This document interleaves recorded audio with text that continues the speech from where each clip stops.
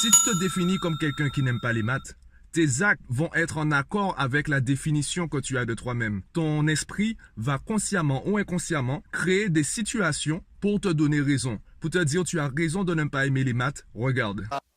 When the East is in the house. Oh my God. When the East is in the house. Oh my God. Yo, je viens de terminer un cours et il y a une phrase qui a été prononcée par mon élève que là je me suis dit il faut absolument que je réagisse maintenant. Et tant qu'à faire, je me suis dit ben autant faire une vidéo. Cette phrase c'est je n'aime pas. Alors on va prendre le cas général, même si avec mon élève on parlait d'un chapitre bien précis. Le cas général c'est je n'aime pas les maths. Alors quel est le problème de cette phrase?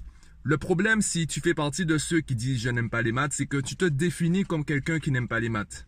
Et il y a ce qu'on appelle la dissonance cognitive. Je te prends un exemple pour bien comprendre. Imagine quelqu'un qui mange du chocolat tout en répétant « Je n'aime pas le chocolat, je déteste le chocolat, j'ai horreur du goût du chocolat ». Et la personne répète ça tout en mangeant du chocolat. Tu ne vas pas trouver ça cohérent parce que ses propos, ses dires ne sont pas cohérents, compatibles avec ses actes. Mais ça marche aussi dans l'autre sens. Si tu te définis comme quelqu'un qui n'aime pas les maths, tes actes vont être en accord avec la définition que tu as de toi-même. Ton esprit va consciemment ou inconsciemment créer des situations pour te donner raison. Pour te dire tu as raison de ne pas aimer les maths, regarde.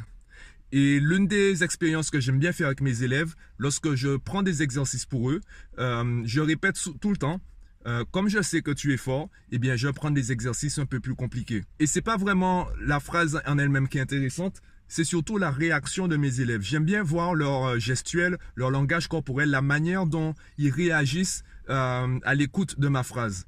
Tant que l'élève réagit avec une certaine gêne ou réagit comme si ce que je disais était faux, donc n'était pas cohérent avec la définition qu'il a de lui-même, eh bien je sais que cet élève n'est pas prêt à être seul. Les élèves qui réagissent de manière totalement indifférente parce que ils savent du coup qu'ils sont forts ou ils rigolent parce qu'ils savent que ça veut juste dire que je vais prendre un exercice plus compliqué pour eux, eh bien là, je commence à me dire, ouais, cet élève-là, ouais, il commence à être prêt. Il commence à montrer une certaine autonomie, une certaine confiance.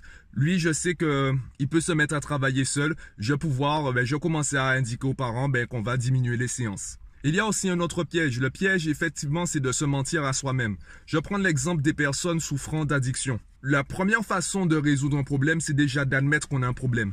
Donc, la personne qui est alcoolique, eh bien, le premier pas pour sortir de ce problème, c'est déjà d'admettre qu'elle est alcoolique. Le deuxième pas, par contre, c'est d'arrêter de se définir comme quelqu'un d'alcoolique. Parce que si elle continue à se définir comme quelqu'un d'alcoolique, eh bien en fait, l'alcool va être la solution qu'elle trouvera à chacun de ses problèmes.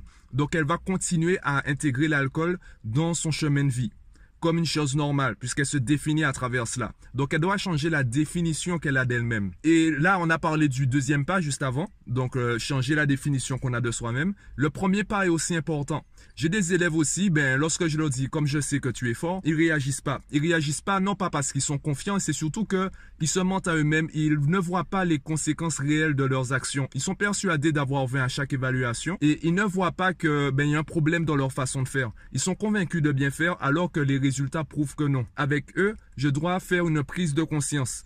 Tu estimes que ton travail est bon? Eh bien, on a les preuves que non. Et ce n'est pas à moi de lui dire que sa façon de faire est mauvaise. Il faut qu'il voie de lui-même que sa façon de faire est problématique puisqu'il n'a pas les résultats escomptés. Donc, peu importe ton domaine, encore une fois, il ne s'agit pas de savoir si tu as raison, si tu as tort de penser ainsi.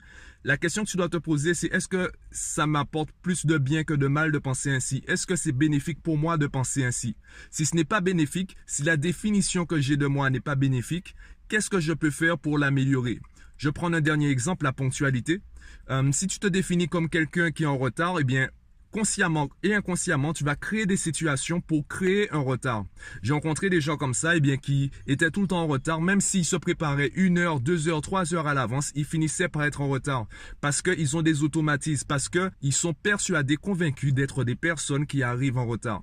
Mon exemple personnel, c'est que j'estime que je me définis comme quelqu'un de ponctuel. Et pour moi, être ponctuel, si on a rendez-vous ensemble à 11h30, il faut que j'arrive à au moins maximum 11h25 pour avoir le temps de souffler. Si je me suis énervé sur la route parce qu'il y avait des embouteillages, j'aime bien avoir un petit temps, au moins 5 minutes, pour pouvoir déstresser et me préparer mentalement pour le rendez-vous. Du coup, lorsque j'estime être en retard, en fait, je suis dans les temps. Je suis dans les temps parce que pour moi, c'est normal d'arriver un peu en avance. Donc, quand je suis en retard, je suis ponctuel. Quand je suis ponctuel, c'est que je suis en avance. Donc, tu vois que la définition que tu as de toi-même, c'est ce qui va t'aider à focaliser ton attention. Et là où tu vas focaliser ton attention, c'est ce qui va diriger tes choix et donc les situations que tu vas rencontrer. Dis-moi ce que tu en penses en commentaire, si tu es d'accord ou non avec ce que je viens de dire. Et moi, je te dis à bientôt. Oui, petite précision, si tu passes un examen, un concours, si tu es à l'école, tu passes le brevet, le bac ou même si tu es étudiant, j'ai sur mon site une formation pour comment se préparer pour les examens. Donc, je vois comment faire des fiches, comment gérer son temps, comment gérer son planning de travail. Donc, si tu es intéressé, fais un tour sur le site mathmaniac.fr et si tu télécharges la formation, dis-moi ce que tu en penses par la suite. Rappelle-toi que c'est juste le début, c'est pas une fin. Je veux vraiment qu'il y ait des échanges entre toi et moi. Donc, télécharge la formation et dis-moi ce que tu en penses. À bientôt.